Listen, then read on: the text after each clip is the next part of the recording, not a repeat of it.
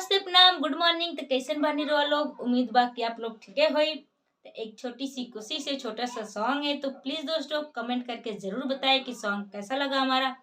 और इस चैनल पे नए हैं तो चैनल को सब्सक्राइब कर लीजिएगा, बेल आइकन दबाना ना भूलिएगा, ताकि कोई भी ब्लॉग कोई भी वीडियो डाले तो सबसे पहले आप लोग के पास पहुंचे। तो प्लीज प्यारा सा कमेंट जरूर कीजिएगा और अपना प्यार दुलार आशीर्वाद इसी तरह बनाए रखिएगा। तो आज का सॉन्ग है, अरे रतिए के गइल बिहान क के आइल बा, आ झुमका हमार दोनों नाच में दे आइल बा। रतिए के गइल बिहान क के आइल बा, झुमका हमार दोनों नाच में दे आइल बा। आ नचनिए के प्यार में भतारे झुराइल बा, नचनिए के प्यार में भतारे झुराइल बा। रतिए के गइल बिहान क के आइल बा, आ झुमका हमार दोनों नाच में दे आइल बा।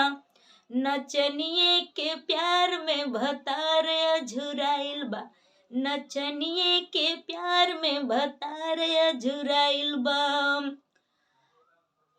आ हमारा के कोहिला की सुत जाई अबला, आ रात भर ओनिए बजाविला तबला।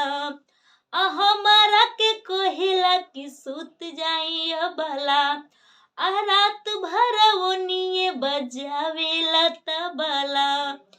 तेल बिना इंजन पूरा सुखाइल बा, आ तेल बिना इंजन पूरा सुखाइल बा।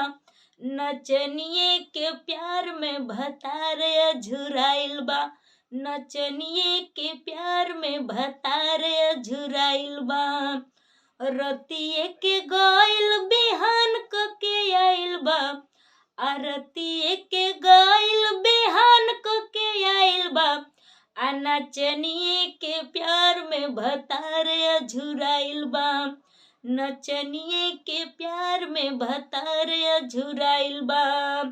आ हमारा के कोहिला की सुत जाई अबला, आ रात भर ओनिए बजावेला तबला।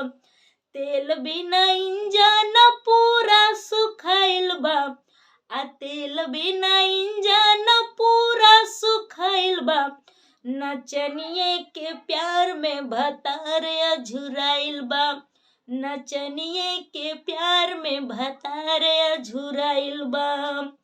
तो प्लीज दोस्तों अगर सॉन्ग अच्छा लगा हो तो लाइक कमेंट सब्सक्राइब जरूर कीजिएगा, और इस चैनल पे नए हैं तो चैनल को सब्सक्राइब कर लीजिएगा, बेल आइकन दबाना ना भूलिएगा। तो थोड़ा हमारा गला ठीक नहीं है दोस्तों, तो प्लीज़ आप लोग इसी तरह प्यार दुलार आशीर्वाद बनाए रखें। नमस्ते प्रणाम। जुकाम जैसा लग रहा है तो ठीक है।